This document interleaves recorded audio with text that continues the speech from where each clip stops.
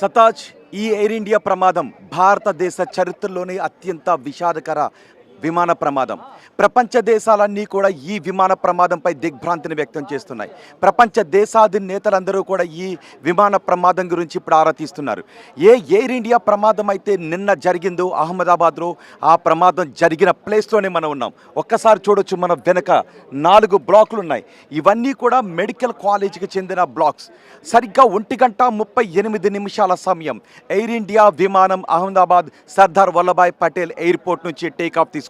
ఇక్కడ నుంచి మనం చూస్తున్నాం బిగ్ టీవీ స్క్రీన్ పైన మొత్తం మసి పట్టేస్తున్నటువంటి 4 బ్లాకుల్ని.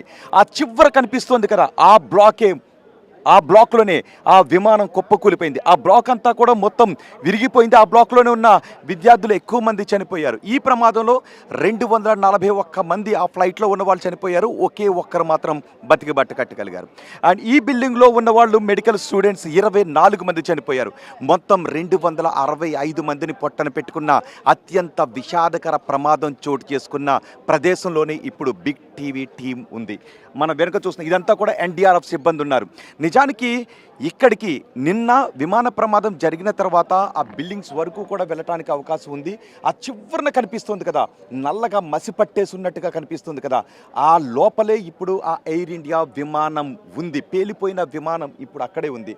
చూడండి ఒక్కసారి, ఇదిగో ఈ 4 బిల్డింగులు కూడా అగ్ని కీలల్లో చిక్కుకుపోయాయి. నిన్న 1,25,000 లీటర్ల ఫ్యూయల్ ఉంది ఆ విమానంలో. అది లండన్ వెళ్తూ ఉంది. ఢిల్లీ నుంచి బయలుదేరిన విమానం అహ్మదాబాద్ వచ్చింది. అహ్మదాబాద్లో హాల్ తీసుకుని అక్కడ నుంచి లండన్కి బయలుదేరి వెళ్ళింది. ఆ విమానంలో 1,25,000 లీటర్ల ఫ్యూయల్ ఉంది.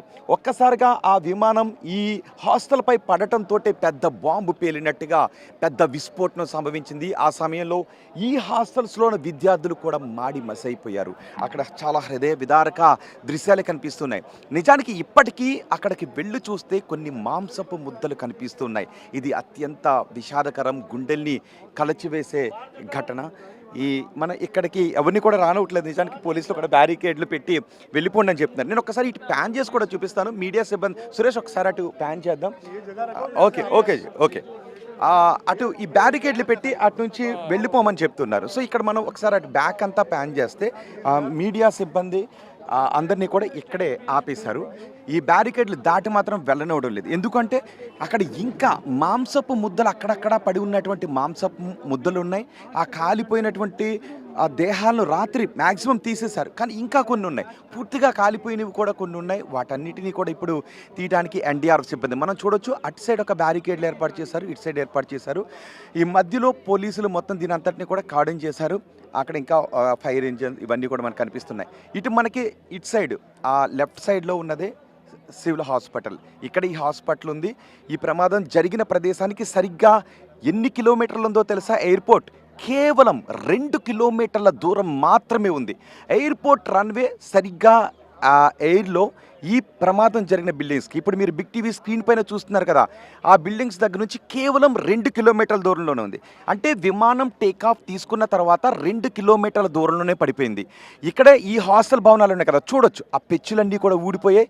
ఆ చివరినున్న భవనం అయితే మొత్తం అది చాలా వరకు శిథిలం అయిపోయింది. ఒకవేళ ఇక్కడ కాకుండా కొంచెం వెనకకి కొంచెం ముందుకి ఈ ప్రమాదం జరిగి ఉంటే ఇది ఇంకా మహా తీరని విషాదాన్ని నింపి ఉండేది.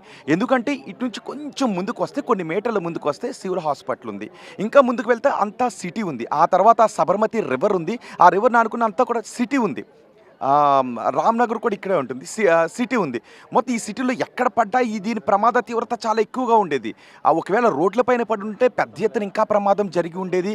24 మంది మెడికల్ సిబ్బందిని ఈ ప్రమాదం పొట్టన పెట్టుకుంది. అందులో ఆ సమయంలో ఆ బిల్డింగ్స్లో ఉన్నారు కాబట్టి చాలామంది కాలిపోయారు, చాలామంది అక్కడ నుంచి పరుగులు తీశారు ఆ ప్రమాదం నుంచి. అయితే ప్రధాని మోదీ కూడా ఇక్కడికి వచ్చారు. సంఘటనా స్థలాన్ని ఆయన పరిశీలించారు.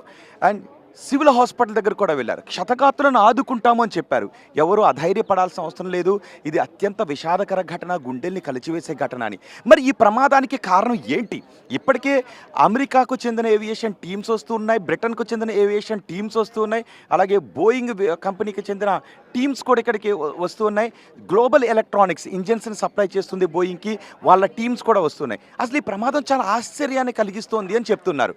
ఆ విమానం పైకి లేచిన వెంటనే టేక్ ఆఫ్ తీసుకున్న వెంటనే ఇక థ్రస్ట్ క్రియేట్ కాలేదు. ఆ తర్వాత ఆ విమానం నిజానికి ఫ్రంట్ పార్ట్ చూస్తే పైకి ఏటువాలుగా కనిపిస్తోంది. పైకి వెళ్ళటానికి ప్రయత్నిస్తుంది. ఆ విమానం ఆ ఫ్రంట్ పార్ట్ పైకుండగానే కిందకొచ్చి ఒక్కసారిగా పెద్ద శబ్దంతో విమానం పేలిపోయింది. అదిగో చూడండి ఒక్కసారి, ఆ 4 భవనాల్లోనే భావి డాక్టర్లున్నారు. భావి తరాలకు ఏదైనా జరిగితే చికిత్స అందించాల్సినటువంటి డాక్టర్లు ఈ హాస్టల్లో ఆ సమయంలో భోజనం చేస్తూ ఉన్నారు. ఒక్కసారికి ఇక్కడ పడటంతో ఆ డాక్టర్లు 24 మంది ప్రాణాలు కోల్పోయారు. అంటే ప్యాసింజర్స్ మాత్రమే కాదు, ఇక్కడ డాక్టర్లు, ఏ సంబంధం లేని డాక్టర్లు ఈ ప్రమాదంలో ప్రాణాలు కోల్పోవడం ఇంకా విషాదాన్ని కలగజేస్తుంది. వాళ్ళ కుటుంబ సభ్యులందరూ ఇక్కడికి వచ్చి రోధిస్తూ ఉన్నారు. తమ బిడ్డలు ఈ సివిల్ హాస్పిటల్ కాలేజ్లో ఉన్నారు, పీజీ చేస్తూ ఉన్నారు, ఇంకా కోర్సులు చేస్తూ ఉన్నారు, ఎంబీబీఎస్ చదువుతున్న వాళ్ళు ఉన్నారు. వీళ్ళందరూ ఉన్నారు, మంచి మంచి డాక్టర్లు అవుతారు అని వాళ్ళ తల్లిదండ్రుల కలలకంటూ వాళ్ళు అనుకుంటూ ఉన్నారు. కానీ ఆ ప్రమాదం ఫ్లైట్ విమానం వచ్చి ఆ హాస్టల్స్పై పడేటప్పటికి ఏ సంబంధం లేని డాక్టర్లు చనిపోవటం ఏంటి అని ఒక ఆశ్చర్యం, మరింత దిగ్భ్రాంతి, మరింత ఆందోళన కలిగిస్తూ ఉంది. ఆ విమానంలో 241 మంది చనిపోయారు. రాజేష్ అనే ఒక్క వ్యక్తి మాత్రం, అతను లండన్ వాసి, భారత మూలాలు ఉన్నటువంటి వ్యక్తి. అతను ఒకరు 11A సీట్లో కూర్చున్నారు. అతను ఎలా బతికగలిగాడు 11A సీట్లో కూర్చున్నది కూడా ఆశ్చర్యకరమే. ఎమర్జెన్సీ డోర్ ఓపెన్ చేసుకుని తను కిందకు వచ్చేశాడు. ఈ ప్రమాదంలో విజయ్ రూపాని, గుజరాత్ మాజీ ముఖ్యమంత్రి, ఆయన కూడా చనిపోయారు. అయితే ఈ ప్రమాదం ఎలా జరిగింది అన్న దానిపై డీజీసీఏ విచారణ జరుపుతుంది. ఇతర దేశాలకు చెందిన ఏవియేషన్ సంస్థలు విచారణ జరుపుతున్నాయి. అంతిమంగా డీజీసీఏ తేలుస్తుంది ప్రమాదానికి కారణం ఏంటి అని. ఇంజిన్స్ ఎందుకు ఫెయిల్ అయిపోయాయి, 2 ఇంజన్లు ఎందుకు పనిచేయటం మానేశాయి, ఢిల్లీ నుంచి ఇక్కడ వరకు వచ్చిన విమానం ఇక్కడ నుంచి ఎగరటానికి ఎందుకు ఇబ్బంది పడింది, ఇక్కడ ఏం జరిగింది, కొన్ని చెప్తున్నారు, టెక్నికల్ వర్డ్స్లో చెప్తున్నారు. స్లాట్స్ ఉంటాయి, కొన్ని రెక్కల దగ్గర ఉండేటువంటి భాగాల అమరిక సరిగా లేదు, ఇలాంటివన్నీ చెప్తున్నారు. మరి ఢిల్లీ నుంచి ఆ విమానం ఇక్కడి వరకు ఎలా వచ్చింది, 2011 నుంచి ఆ విమానం ఇప్పటి వరకు సేవలు ఎలా అందించగలిగింది, ఇవన్నీ కూడా మళ్ళీ డౌట్స్. అంటే నిన్న ఏం జరిగింది, నిజానికి విమానం కొంత ల్యాండ్ అయిన తర్వాత మళ్ళీ ఆ విమానం టేక్ ఆఫ్ తీసుకునేటప్పుడు దాని ఫిట్నెస్ని టెస్ట్ చేస్తారు. ఆ ఫిట్నెస్ టెస్ట్ చేసే క్రమంలో దానిలో ఉన్న సాంకేతిక లోపాన్ని గమనించలేకపోయారా, ఇది మానవ తప్పిదమా, లేదు అంటే నిజానికి యాక్ట్ ఆఫ్ గాడ్ అనేది మాత్రం మనం అనలేం, ఖచ్చితంగా మానవ తప్పిదమే. ఇలాంటి ప్రమాదాల్లో తరచి చూస్తే ఏదో ఒక మూల ఖచ్చితంగా మానవ తప్పిదం చాలా కనబడుతూ ఉంటుంది, నిర్లక్ష్యం కనబడుతూ ఉంటుంది. ప్రతి క్షణం 100కి 100% అప్రమత్తంగా ఉండాల్సినటువంటి అధికారుల్లో ఎక్కడైనా నిర్లిప్తత, నిర్లక్ష్యం కనిపిస్తుందా, గమనించడానికి అవకాశం ఉన్న లోపాన్ని కేవలం నిర్లక్ష్యం కారణంగా పట్టించుకోకుండా వదిలేసారా సిబ్బంది, ఆ ఫ్లైట్ ఫిట్నెస్ని చెక్ చేసిన సిబ్బంది అనే విషయం కూడా తేలబోతోంది. బాధ్యులను ఎవరిని కూడా క్షమించం, వదిలేదు లేదు అని చెప్తున్నారు. మరి ఈ ప్రమాదానికి 265 మందిని పొట్టన పెట్టుకున్న ప్రమాదానికి ఎవరిని బాధ్యులుగా తీరుస్తారో కూడా చూడాలి. సతాజ్.